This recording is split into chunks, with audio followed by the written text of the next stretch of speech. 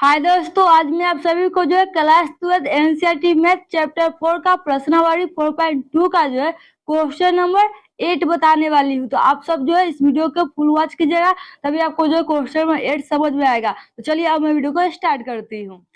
तो question number 8 में देखिए, इसको पहले पढ़ लीजिए, यानी कि सारणी के गुण धर्म का प्रयोग करके ही क्वेश्चन नंबर 8 को सिद्ध कीजिएगा। ठीक है, क्वेश्चन नंबर 8 में जो इसमें क्वेश्चन नंबर 8 का जो है 2 क्वेश्चन, जिसमें हम एक क्वेश्चन को इस वीडियो में बताएंगे और दूसरे के क्वेश्चन को दूसरे वीडियो में बताएंगे। ओके, यहाँ पर समझ लीजिए क्वेश्चन नंबर 8 के 1 में ये है, यह सारणी का बराबर में आपको लाना है a माइनस बी इंटू में बी माइनस सी और इंटू में सी माइनस ए है।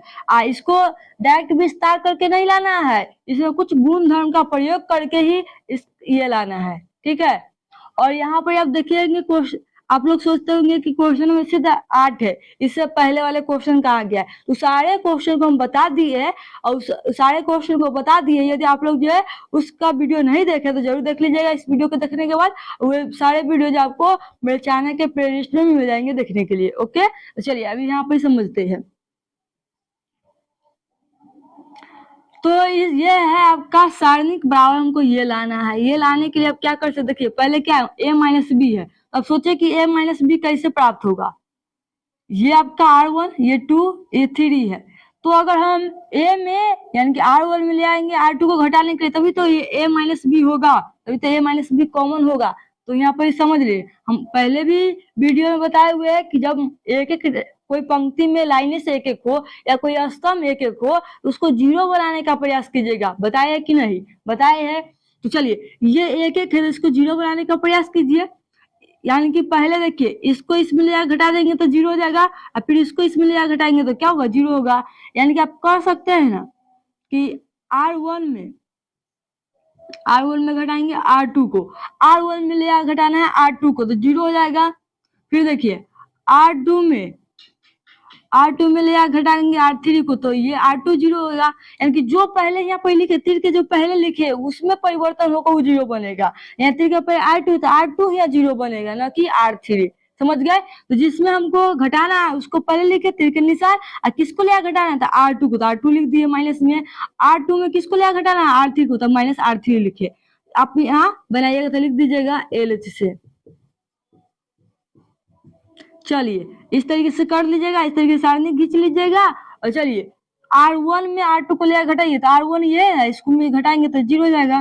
पहले से घटेगा b, तो a माइनस बी हो जाएगा।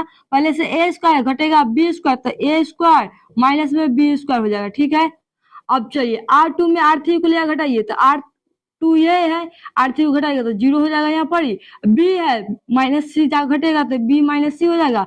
b स्क्वायर है, उनमें माइनस सी घटेगा तो बी स्क्वायर और माइनस में सी स्क्वायर हो जाएगा। चलिए R3 में कोई परिवर्तन होगा? नहीं होगा। जो तीर के पहले लिखे उसी में सिर्फ परिवर्तन होगा, बाकी कुछ में नहीं।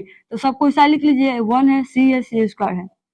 चलिए इस तरीके से लिखने के बाद आप पता कीजिए कि इसमें क्या कॉमन होगा। तो ये आपका है R1, ये आपका R2 और ये आपका R3। बताइए क्या कॉमन होगा।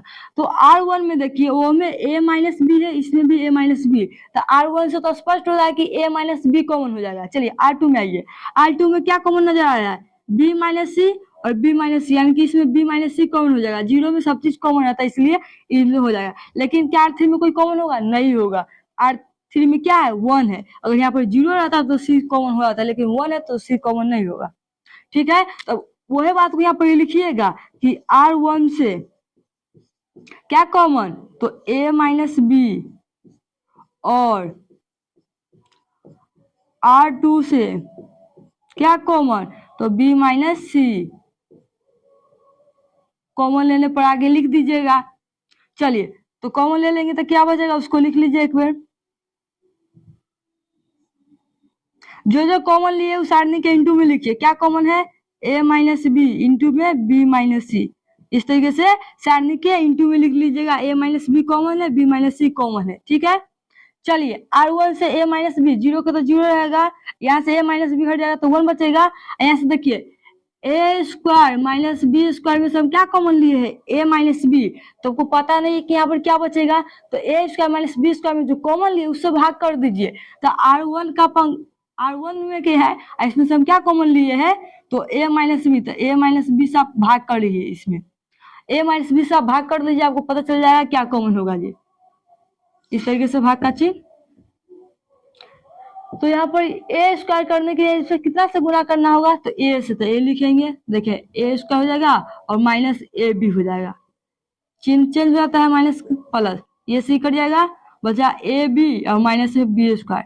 अब इसमें क्या कितना से गुना कर देंगे, यहाँ पर ए बी आ जाएगा, तो यहाँ देखिए ए है प्लस में बी से गुना कर देंगे तो ए बी हो जाएगा, तो लिखिए ए बी और माइनस बी में प्लस बी से गुना माइनस प्लस माइनस, बी में बी से गुना पर बी स्क्वायर। जानते हैं भाग करने के बाद घटाते हैं तो घटाव का चिन्ह देंगे, और जो प्लस हो घटाने के बाद यानी कि घटाते हैं तो उसमें जो चिन्ह प्लस होता है माइनस यानी कि चिन्ह चेंज हो जाता है, तो प्लस था माइनस हो गया, माइनस से प्लस हो गया, प्लस माइनस कट गया, प्लस माइनस कट गया, तो क्या बचा यहाँ पर ए प्लस बी बचा, यानी कि हम इस जगह पर क्या लिखेंगे ए प्लस बी।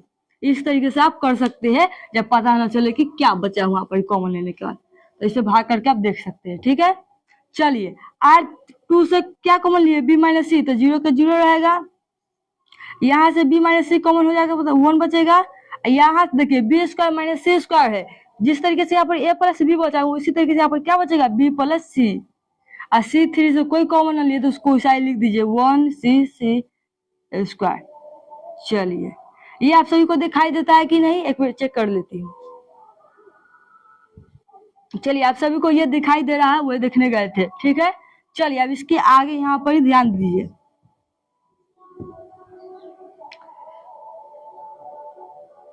जो है उसको ऐसा लिखिएगा।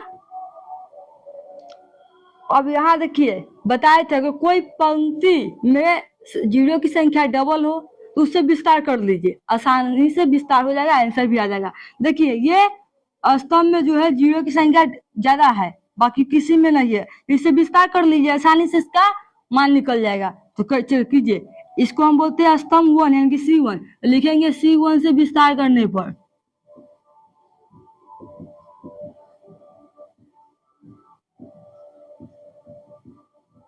इतना बात लिख दीजिएगा, और जो पहले इंटू में उसको लिखिए a माइनस बी है और इंटू में b माइनस सी है, और उसका बराबर आगे दीजिएगा। चलिए जीरो जीरो से कीजिएगा तो इसका मान भी जीरो आएगा, इसलिए डायरेक्ट 1 ले लीजिए, 1 और इंटू दीजिए, इसके आमने सामने वाला क्या होगा हट जाएगा, तो क्या बचेगा 1 बचेगा, ऊपर में a प्लस बी बचेगा, नीचे भी 1 b प्लस सी बचेगा। तब इसको क्रॉस गुना कीजिए, b प्लस सी में a से 1 से गुना कीजिएगा तो b प्लस सी बचेगा, यानी कि b प्लस सी में 1 से गुना करने पर b प्लस सी बचेगा, चिन्ह माइनस का। अब 1 में a प्लस बी से गुना कीजिएगा तो क्या होगा a प्लस बी बचेगा। इस तरीके से कर लिए। अब देखिए इसको लिखिए a माइनस बी है और इंटू में क्या है b माइनस सी है, बराबर ब्रैकेट 1 b प्लस सी है, और माइनस में माइनस का गुना जो है ब्रैकेट के अंदर से कर दीजिए, तो ब्रैकेट के अंदर में a है तो माइनस a से गुना करने में माइनस a हो जाएगा, माइनस प्लस में गुना होगा तो माइनस b के b हो जाएगा। इस तरीके से यानी कि हम माइनस का गुना ब्रैकेट वाले के अंदर से कर दिए, तो ब्रैकेट के अंदर प्लस था तो यानी कि प्लस वाला माइनस हो जाएगा, माइनस प्लस से गुना करने पर चिन्ह क्या होगा माइनस हो जाता है।